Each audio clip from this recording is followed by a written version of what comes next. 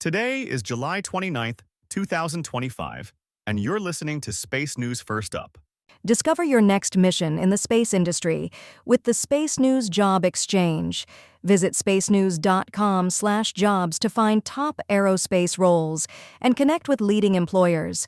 And for employers, use discount code JOBEX for 15% off your next purchase. Here are today's top headlines in space. The Space Force's X-37B spaceplane is gearing up for its next mission. House appropriators want the Office of Space Commerce to rely more on the Defense Department for its space traffic coordination system. NASA is pausing procurement of ground stations intended to support communications for lunar missions. Aerad Drive, a Stanford spinoff, won a $1 million NASA contract to detect, identify, and track space objects. And next month's small satellite conference will be bigger than ever, but also in a new location. First Up is produced by Space News, the industry standard for professional space journalism.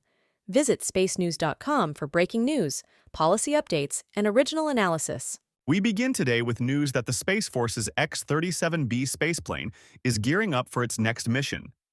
The Space Force said Monday that the X-37B will launch no earlier than August 21st on a Falcon 9 for the OTV-8 mission. This upcoming mission continues the X-37B program's pattern of flying long-duration, secretive, and tech-forward flights aimed at bolstering U.S. dominance in space operations and experimentation.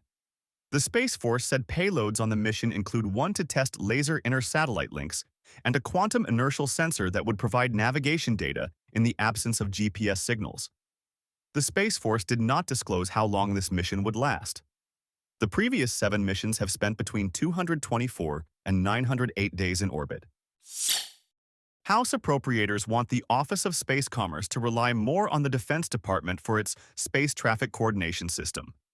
A report accompanying an appropriations bill released last week would provide $50 million for the office, rejecting the administration's proposal to cancel the office's traffic coordination system for Space Traxis project. However, the report called on the office to prioritize the acquisition and integration of existing, government-proven technologies from the Space Force rather than develop its own systems. The language appeared to clash with the original intent of establishing Traxis of taking away the burden on Defense Department systems for civil space traffic coordination activities. NASA is pausing procurement of ground stations intended to support communications for lunar missions. NASA stated in a procurement notice Friday it was putting on hold plans to issue a request for proposals for the Lunar Exploration Ground Sites Program, LEGS, citing the current uncertainty in our budgetary situation. LEGS is part of NASA's Space Communications and Navigation Program, whose funding would shrink by 25% in the administration's fiscal year 2026 budget proposal. LEGS would establish ground stations in New Mexico, South Africa, and Australia to handle communications with missions on and around the Moon, as well as at the Earth-Sun L1 and L2, Lagrange points, taking some of the load off the Deep Space Network. Aerad Drive, a Stanford spinoff, won a $1 million NASA contract to detect, identify, and track space objects.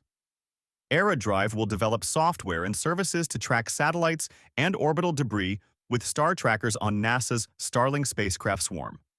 It was the first contract for the Palo Alto, California, startup founded earlier this year by Stanford University's Space Rendezvous Laboratory Director Simone D'Amico and 2 others. Next month's small satellite conference will be bigger than ever, but also in a new location. More than 4,000 people have registered for the conference, which moved from its longtime home at Utah State University to Salt Lake City. The move, organizers said, was necessary to accommodate the growth of the conference and comes with benefits such as improved access to hotels and transportation and the ability to host everything in one building rather than spread across a university campus. Share your company's news with the entire space industry through Stellar Dispatch, the press release service from Space News. Learn more and use discount code SD2106 for 15% off when you submit yours at spacenews.com/stellardispatch. In other news, Xinhua reports that a Chinese commercial rocket launched a satellite early Tuesday. The Hyperbola 1 rocket lifted off from the Juquan Satellite Launch Center at 12:11 a.m. Eastern. It placed an undisclosed satellite into orbit on the successful launch. The launch was the first for the Hyperbola 1, also known as the SQX-1, since a failure a little more than a year ago. Spaceflight Now reports that a sensor issue caused the abort of a static fire test of a Falcon 9 ahead of the Crew 11 launch. The static fire test was auto-aborted 57 seconds before the scheduled ignition of the rocket's first stage engines Monday afternoon. NASA and SpaceX said that an error with an indicator that gives the position of the transporter erector's cradle arms had triggered the abort, with the arms themselves in the proper position. SpaceX rescheduled the static fire test for Tuesday, but did not state if that would delay Thursday's scheduled launch of Crew 11. KUERFM. Salt Lake City reports that a Utah committee has started work to determine if a spaceport is feasible in the state. The Spaceport Exploration Committee, established by a state law passed earlier this year, met for the first time Monday and directed the Utah Department of Transportation to begin feasibility studies of two potential spaceport locations. Committee members said such a facility could support development of the state's space industry, but the effort faces difficulties from identifying users of an inland spaceport. Thales Alenia Space won an order for a military communications satellite.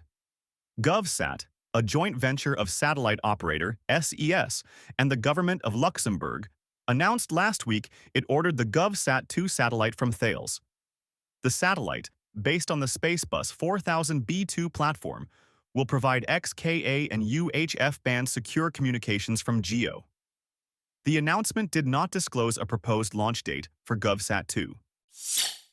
Florida Today reports that the fishing industry in Florida wants compensation from the space industry for disruptions caused by launches. Groups like the Southeastern Fisheries Association say that their businesses are being harmed by the increase in launches from Florida's Space Coast, which result in maritime closures. They also claim that debris from launches damage fishing nets, although it was not clear how they determined the debris was from space activities.